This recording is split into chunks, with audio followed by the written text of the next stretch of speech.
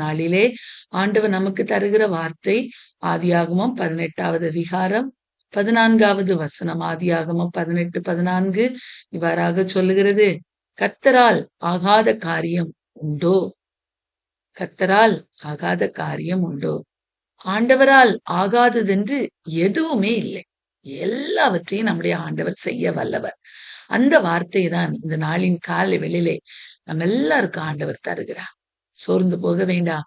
இந்த காலை வேளையிலே ஆண்டவர் நம்முடைய வாழ்விலே இதுவரைக்கும் ஆகாதது, என்னுடைய வாழ்விலே இது நடக்காது, இது இனி நடக்காது என்று நினைக்கிற காரியங்களிலே ஒரு ஜெயத்தை கட்டளையிடுகிற தெய்வமாய் அவர் இருக்கிறார். நிச்சயமாய் இந்த நாளிலே அவர் நமக்கு ஜெயத்தை தருவார். அன்பான தெய்வ பிள்ளைகளே, இந்த வார்த்தையை குறித்து நாம் இந்த காலை வேளையிலே நாம் தியானிக்க போகிறோம். இதுல நாம் பார்க்கும்போது இந்த அதிகாரத்திலே ஆதியாகமம் 18வது அதிகாரம் முழுவதுமாய் நாம் வாசிக்கும் போது 2 முக்கியமான பகுதிகள் அந்த அதிகாரத்திலே காணப்படுகிறது. ஒன்று, அதுல 2 கேள்விகள், ஒரு கேள்வி போன்ற ஒரு 2 சென்டென்ஸ், ஒரு வசனங்கள் காணப்படுகிறது. ஒன்று, கர்த்தரால் ஆகாத காரியம் உண்டோ என்ற வசனம் ஆதியாகமம் 18:14 சொல்லப்பட்டிருக்கிறது. அடுத்து ஆதியாகமம் 18:18 நான் செய்ய போகிறதை ஆபிரகாமுக்கு மறைப்பேனோ அப்படின்னு சொல்லி ஒரு அழகான வார்த்தை. அன்பான தெய்வ பிள்ளைகள், இந்த 2 காரியங்களையும் நாம் சுருக்கமாக தியானித்து விட்டு நாம் இந்த நாளில் காலை வேளையிலே கடந்து செல்ல போகிறோம். அன்பான தெய்வ பிள்ளைகளே, நாம் ஆதியாகமம் 18வது அதிகாரத்தை எடுத்துக்கொள்வோம். இந்த ஆதியாகமம் 18வது அதிகாரத்திலே கர்த்தர் மம்ரேயின் சமபூமியிலே ஆபிரகாமுக்கு தரிசனத்தை கொடுக்கிறார். ஆபிரகாம் தன்னுடைய கண்களை ஏறெடுத்து பார்க்கிறார். 3 புருஷர் அவனுக்கு முன்பாக நிற்கிறார்கள். அவர்களை கண்ட உடனே அவன் குனிந்து வணங்கி அவர்களை பார்த்து கேட்கிறான், உம்முடைய கண்களில் எனக்கு கிருபை கிடைத்ததானால் நீங்க என்னை விட்டு போயிராதீங்க. நீங்க எல்லாரும் நீங்க என்ன அடியனை விட்டு கடந்து போக வேண்டாம் என்று சொல்லுகிறதை பார்க்க, ஆண்டோடைய பிரசன்னத்துக்குள்ளாய் நாம் கடந்து செல்லும் போது இப்படிப்பட்டதான அனுபவங்கள் நமக்கு கிடைக்கும். பிரியமானவர்கள், நம்ம காலையில வர்றோம், நம்ம உற்சாகமாய் ஆண்டவரை ஆராதிக்க. இந்த உலகத்துல எத்தனையோ பேர் தூங்கிட்டு இருப்பாங்க, சோர்ந்து போயிருப்பாங்க. ஆனா நமக்கு எவ்வளவோ பிரச்சனைகள், போராட்டங்கள் இருந்தாலும் ஆண்டோடைய சமூகத்துல வருகிறோம் அல்லவா, ஆண்டவர் ஒரு புதிய பலனை தருகிறார் அல்லவா. அதே போலதான் பாருங்க, ஆபிரகாம் அந்த ஆண்டுடைய பிரசன்னத்துக்குள்ளாய் அவர் போகும்போது, நீங்க என்ன விட்டு போயிராதீங்க, என் கூட இருங்க, உங்களுடைய கிருபை எனக்கு கிடைக்கட்டும்னு சொல்லி கேட்கிறார் பாருங்க. உடனே சொல்றாரு ஆபிரகாம், பாருங்க, அவருக்கு ஒரு விசாரிக்கிற குணம் பாருங்க. உடனே அவருக்கு வீட்டுக்கு வந்தவங்களை உபசரிக்கணும். ஓடி போறாரு. அவர் சொல்றாரு, கொஞ்சம் தண்ணீர் நான் கொண்டு வரேன், உங்க கால்களை கழுவி நீங்க கொஞ்சம் இளைப்பாருங்கள் என்று சொல்லி அவர் சொல்லுகிறதை பாருங்க. தண்ணீர் கொண்டு வரேன் அப்படின்னு சொன்ன ஆபிரகாம் பாருங்க, அடுத்து மறுபடியும் சொல்றாரு, நீங்க உங்க இருதயங்களை திடைப்படுத்த கொஞ்சம் அப்பமும் கொண்டு வருகிறேன் என்று சொல்லி, அதுக்கப்புறமா நீங்க உங்க வழியே போகலாம் அப்படின்னு சொல்லி அவர் சொல்லுகிறதை பார்க்கிறோம். பாருங்க, ஒரு விசாரிக்கிற குணம், ஆண்டுடைய பிள்ளைகளை விசாரிக்கிற ஒரு குணம் இந்த ஆபிரகாமுக்கு காணப்பட்டது. அவருடைய பிரசன்னத்துக்குள்ளாய் வரும்போது அதுல அவர்களை அப்படியே அந்த ஆபிரகாம் அவர்களுக்காக செய்கிற ஒவ்வொரு காரியங்களை நாம் பார்க்கும்போது பாருங்க, உடனே அப்படி சொல்லிட்டு ஆபிரகாம் தீவிரமாய் பாருங்க, சீக்கிரமாய் ஓடி போறார். சாராள் இடத்துல போய், நீ சீக்கிரமாய் 3 படி மெல்லிய மாவை உண்டு பண்ணு அப்படின்னு சொல்லி எடுத்து பிசைந்து அதுல அப்பத்தை சுடுன்னு சொல்றாரு. அவரும் ஓடி போய் மாட்டு மந்தைக்கு ஓடி போய் ஒரு நல்ல இளங்கன்றை பிடித்து வேலைக்காரனுக்கு கொடுத்து அதை சமைக்கும்படியாய் சொல்லுகிறார். அன்பான தெய்வ பிள்ளையே, இப்பொழுது ஆபிரகாம் பாருங்க, நல்ல தன்னுடைய வீட்டில் இருக்கிற கொழுமையான பதார்த்தங்கள் இருக்கிற நல்ல ஒரு விசேஷித்த உணவை ஆயத்தப்படுத்தி பாருங்க, சீக்கிரமா துரிதமா செயல்படுகிறார். ஆண்டுடைய சமூகத்துல பாருங்க, அவர்களுக்கு உதவும்படியாய் அப்படியே துரிதமாய் செயல்பட்டு வெண்ணையும் பாலையும் சமைப்பித்த கன்றையும் எடுத்து அவர்களுக்கு முன்பாக வைத்து அவர்கள் அருகே மரத்தடியே நின்று கொண்டே இருந்தானா. அன்பான தெய்வ பிள்ளை, அவர்கள் புசித்தார்கள். புசித்தார்கள். அவர்கள் தேவனால் கர்த்தருடைய அதுல சொல்லப்பட்டிருக்கிறது, கர்த்தர் தரிசனமானார் என்று சொல்லிவிட்டு 3 புருஷர்கள் எதிரே நின்றார்கள் என்று சொல்லிப்பார். ஆண்டுடைய தரிசனம், அதை அவர் பார்த்து கொண்டே இருக்கிறார் பிரியமான. பிரத்யட்சமாய் அவர் அதை காண்கிறார், நடக்கிறது. அதை அவர் பார்த்து அவர்களுக்கு அவர் ஆபிரகாம் அவர்களுக்கு செய்ய வேண்டிய எல்லாவற்றையும் அவர் செய்கிறார். இப்பொழுது அவர்கள் நன்றாக புசித்தாகிவிட்டது. இப்பொழுது அவர்களுக்கு தெரியும் பிரியமானவர்களுக்கு. முந்தைய அதிகாரத்துல நம்ம நேற்று தினத்தை தியானித்தோம். நீ எனக்கு முன்பதாக நடந்து கொண்டு உத்தமனாயிரு என்று 99வது வயதிலே ஆண்டவர் தரிசனமானார். இப்பொழுது பாருங்க, ஆபிரகாமை இன்னும் கொஞ்சம் திடப்படுத்துகிறதற்காக அடுத்ததாக அந்த கர்த்தரால் தூதர்கள் அனுப்பப்படுகிறார்கள். பாருங்க, உன் மனைவியை சாராள் எங்கே என்று சொல்லி கேட்கிறான். பாருங்க, வேதம் இவ்வளவு அழகாக. இதற்கு முன்னால வரைக்கும் சாராய் சாராய் என்று சொல்லப்பட்டிருக்கும். இனிமே பாருங்க, அவளுடைய பேர் முந்தைய அதிகாரத்துல மாற்றப்பட்டு விட்டது. இப்பொழுது அவளுடைய பேர் சாராள். இனிமே எல்லா இடத்துலயும் சாராள் என்றுதான் சொல்லப்பட்டிருக்கும். பாருங்க, சாராள் எங்கே என்று கேட்கிறார். கர்த்தர் தானே அவளுடைய பேரை மாற்றினார். கர்த்தர் கேட்கிறார், உன் மனைவி சாராள் எங்கே என்று கேட்கிறார். அதோ அவள் கூடாரத்தில் இருக்கிறாள் என்று சொல்லி அவள் சொல்லுகிறதை பார்க்கிறார். ஆபிரகாம் சொல்கிறதை பார்க்க உடனே சொல்லுகிறா, ஒரு உற்பவ கால திட்டத்துல நிச்சயமாய் நான் உன்னிடத்துல திரும்ப வருவேன். அப்பொழுது உன்னுடைய மனைவி ஒரு மனைவிக்கு ஒரு குமாரன் இருப்பார் என்று சொல்லி அவர் சொல்லுகிறதை பார்க்கிறோம். இதை சாராள் கூடாரத்திலிருந்து கேட்டுக்கொண்டிருக்கிறாள். சாராள் வயது முதிர்ந்தவளாய் இருந்தால், இதுதான் முக்கியம் பிரியமானவர்களே. எந்த சிச்சுவேஷன்ல சாராளுக்கு அந்த வார்த்தை சொல்லப்பட்டது என்றால், சாராள் வயது முதிர்ந்தவளாய் இருந்தாள். ஆபிரகாமுக்கு 99 வயசுனா சாராளுக்கு கிட்டத்தட்ட 90ல இருந்து 95 வயது வரைக்கும் இருக்கும். பிரியமானவர்களே, அவள் முதிர் வயதா இருந்தாள். அடுத்த செகண்ட் பாருங்க, ஸ்திரீகளுக்குள்ள வழிபாடு சாராளுக்கு நின்று போயிற்று. அன்பான தெய்வ பிள்ளையே, சாத்தியமில்லாத ஒரு சூழ்நிலைமை. சொல்லப்பட்ட வார்த்தை என்ன? ஒரு உற்பவ கால திட்டத்தில் உன்னிடத்துல நான் வருவேன். அப்பொழுது உன் மனைவியாகிய சாராள் ஒரு குமாரனை அணைத்துக் கொண்டிருப்பாள். சாராளுக்கு இதை கேட்டுக்கொண்டே இருக்கிறாள். அன்பான தெய்வ பிள்ளையே, சிச்சுவேஷன் பார்த்தா முரண்பாடான சிச்சுவேஷன்.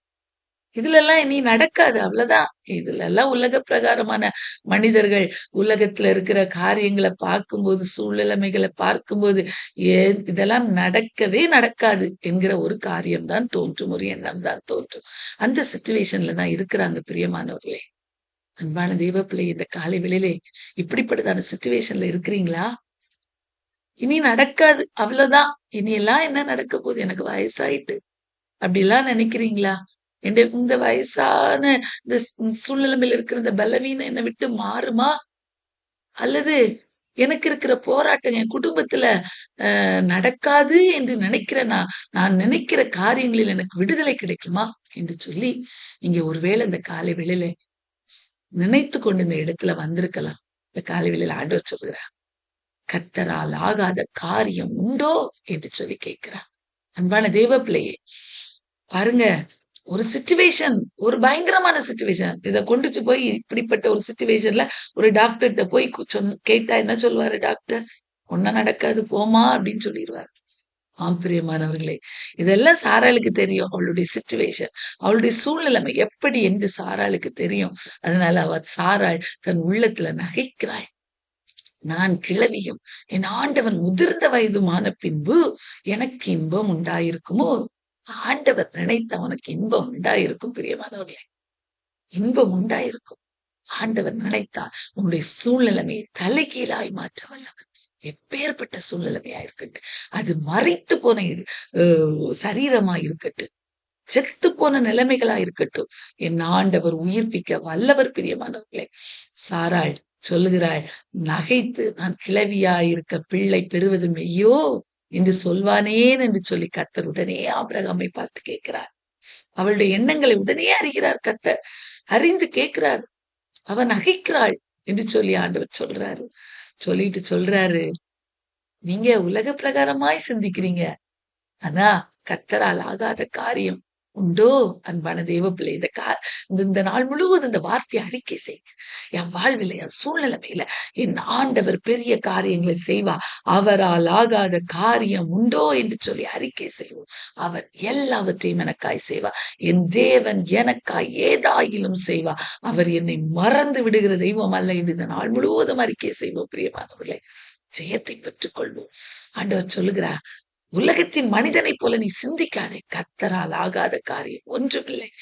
எல்லாவற்றையும் என் ஆண்டவர் செய்வா. கர்த்தரால் ஆகாத காரியம் உண்டோ என்று சொல்லி மறுபடியும் சொல்லுகிறார். சாராளுக்கு ஒரு குமாரன் இருப்பான் என்று சொல்லி மறுபடியும் வாக்கை உறுதிப்படுத்துகிறார். அன்பான தேவ பிள்ளையே, இந்த காலை வேளையிலே கேள்விகளின் மத்தியில வந்திருக்கிறீங்களா? போராட்டமான சூழ்நிலைகள் மத்தியில வந்திருக்கிறீங்களா? பலவீனங்களோடு, பாடுகளோடு, இதெல்லாம் என் வாழ்க்கையில நடக்குமா இந்த கேள்விக்குறியோடு வந்திருக்கீங்களா? இன்னைக்கு ஆண்டவர் சொல்ற வார்த்தை, கர்த்தரால் ஆகாத காரியம் உண்டோ? உங்க மனசுல இதெல்லாம் நடக்குமான்னு சாராள போல நீங்க நினைச்சீங்கன்னா, இன்றைக்கு அந்த எண்ணத்தை நம்முடைய வாழ்வில் இருந்து தூக்கி எறிவோம். ஆண்டவர் நிச்சயமாய் பெரிய காரியங்களை செய்வார். இரண்டாவதாக ஆண்டவர் ஒரு வார்த்தையை சொல்லுகிறார். 18வது வசனத்துல, நான் செய்ய போகிறதை ஆபிரகாமுக்கு மறைப்பேனோ. எவ்வளவு ஆண்டவர் நேசித்திருப்பார் பாருங்க ஆபிரகாமை. ஒரு ஒரு ஒரு நண்பனிடத்துல பேசுவது போல ஆபிரகாமோடு பேசுகிறார், இடைபடுகிறார். இந்த ஒரு அனுபவம் நம்முடைய வாழ்வில, நம்முடைய வாழ்வில உண்டாகணும். பிரியமானவர்களே, ஆபிரகாம் பாருங்க, ஆண்டவர் சொல்றாரு, நான் ஆபிரகாமை ஆசீர்வதிக்க போகிறேன். பூமியில் உள்ள சகல ஜாதிகளிலும் அவன் ஆசீர்வதிக்கப்பட்டவனாய் இருக்க போகிறான். அவனிடத்துல நான் செய்ய போகிறதை மறைப்பேனோ என்று சொல்லி ஆண்டவர் சோதோமை அழிப்பதற்காக தான் அந்த 3 புருஷர்கள் அங்கே வந்திருப்பார்கள். ஏன்னா அவருடைய கூக்குரல்கள் ஆண்டுடைய சமூகத்துல எட்டினது என்று சொல்லி பார்க்கிறோம். அவ்வளவு பாவம். சோதோம்ல லோத்தும் அவருடைய குடும்பமும் வாழ்ந்து கொண்டிருக்கிறார்கள். ஆபிரகாமுடைய சகோதரனாகிய லோத்து வாழ்ந்து கொண்டிருக்கிறார். அன்பான தேவ பிள்ளையே, அந்த கூக்குரல் ஆண்டுடைய சமூகத்துல போய் எட்டினதான் பாவம். அவர்கள் செய்கிற பாவங்கள் எட்டின போது ஆண்டவர் பாருங்க, இப்பொழுது ஆபிரகாமுடைய வீட்டுக்கு கடந்து சென்று அவருக்கு வாக்கை உறுதிப்படுத்திட்டு இப்ப அவர்கள் சோதோமுக்கு கடந்து செல்லணும். போகிறதற்கு முன்பதாக ஆண்டவர் சொல்லுகிறார், நான் சோதோமை அழிக்க போகிற அந்த காரியத்தை குறித்து நான் ஆபிரகாமோடு நான் சொல்ல போகிறேன். அதை நான் ஆபிரகாமுக்கு மறைப்பேனோ? ஆபிரகாம் ஒரு தீர்க்கதரிசி அல்லவா?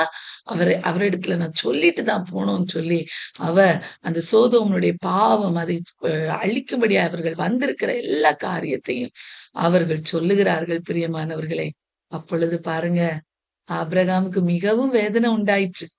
அன்பான தேவ பிள்ளையே, கர்த்தருக்கு முன்பாக நின்று கொண்டிருந்தான் ஆபிரகாம். கேட்டுட்டு ஆபிரகாமுடைய சகோதரன் லோத்து அங்கே இருக்கிறார் அல்லவா? பாரம், இருதயத்திலே பாரம்.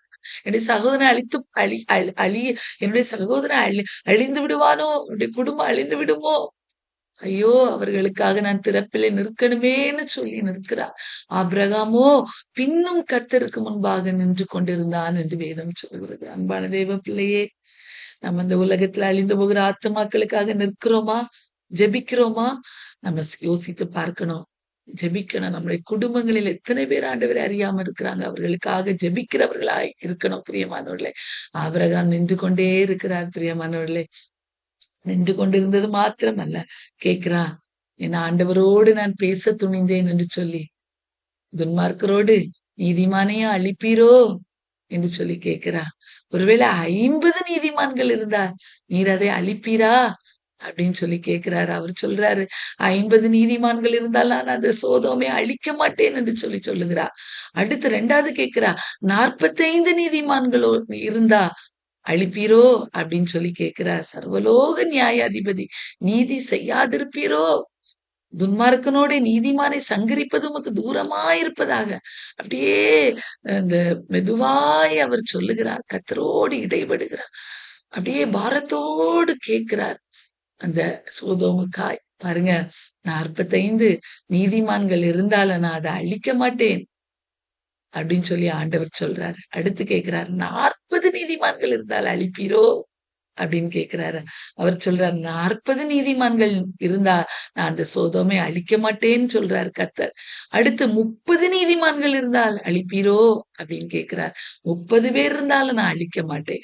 அடுத்து இதோ ஆண்டவரோடு நான் பேச துணிந்தேன் என்று சொல்லி 20 நீதிமான்கள் இருந்தால் நீர் அந்த பட்டணத்தை அழிப்பீரோ அப்படின்னு கேக்குறாரு. மறுபடியும் பாருங்க, என் ஆண்டவருக்கு கோபம் உள்ளாதிருப்பதாக இன்னும் ஒரு விசை மாத்திரம் நான் பேசுகிறேன். 10 நீதிமான்கள் அங்கே இருந்தார். அதை அழிப்பீரோ என்று சொல்லி கேட்கிறார். ஒருவேளை ஆபிரகாம் நினைச்சப்ப 10 பேராது ஆண்டவருக்காக இருக்கிறவங்க அந்த சோதோம்ல இருப்பாரு. லோத்துடைய மனைவி 2 பிள்ளைகள், அவர்களை கல்யாணம் பண்ண போகிற புருஷர்கள், இன்னும் ஒரு 10 பேர், அவனோடு வேலை பார்க்கிறவர்கள் எல்லாரும் சேர்ந்து ஒரு 10 பேர் இருக்க மாட்டாங்களா அப்படிங்கிற நினைப்பில் அவர் கேட்கிறார். பிரியமானவர்களே, கர்த்தர் ஆபிரகாமோடு பேசி முடித்து விட்டு சென்று விட்டார். தன்னுடைய சகோதரனுடைய குடும்பத்துக்காக திறப்பிலே நிற்கிற ஒரு ஆபிரகாமாய் காணப்பட்டார். அன்பான தேவ பிள்ளை, அடுத்த அதிகாரத்துல பார்க்கும்போது லோத்துடைய குடும்பமும் அந்த அழிவில் இருந்து ஆண்டவர் விடுதலையாக்கி வெளியே கொண்டு போய் விட்டார் என்று சொல்லி பார்க்கிறோம். ஆபிரகாமுடைய ஜெபம், அவர் அவருடைய பாதத்தில் நின்று கொண்டு அவர்களுக்காக ஏறெடுத்த விண்ணப்பம் ஆண்டுடைய சமூகத்திலே போய் எட்டினது. பிரியமானது, காலை வேளையிலே பாருங்க, 2 முக்கியமான காரியங்களை தியானித்தோம். ஒன்று, கர்த்தரால் ஆகாத காரியம் ஒன்றுமில்லை. 2வது, நான் செய்ய போகிறதை ஆபிரகாமுக்கு மறைப்பேனோ. நம்ம ஆண்டுடைய பிள்ளைகளாய் இருக்கும்போது அழிந்து போகிற ஆத்துமாக்களுக்காய் ஆபிரகாம் எப்படி தன்னுடைய குடும்பத்தில் இருக்கிற தன்னுடைய சகோதரருக்காய் திறப்பிலே நின்றாரோ, அதே போல நம்முடைய குடும்பங்களிலே, நம்முடைய தேசங்களில் அழிந்து போகிற ஆத்துமாக்களுக்காய் நாம் திறப்பிலே நின்று ஜெபிக்கிற பிள்ளைகளாய் காணப்பட வேண்டும். அப்பொழுது சுவாமி ஒருவேளை அவர்களை நினைத்தருளி அவர்களுக்காய் இறங்குகிற தெய்வமாய் காணப்படுவா. இந்த காலை வேளையிலே ஆண்டவர் இந்த வார்த்தைகளோடு நம்மோடு இடைபடுவாராக. இந்த நாள் முழுவதும் இதை தியானிப்போம். இதிலே நாம் அதிகமாய் விசுவாசத்திலே பலப்படுவோம். பிரியமானவர்களே, ஆண்டதாமே வார்த்தைகளை ஆசீர்வதிப்பாராக.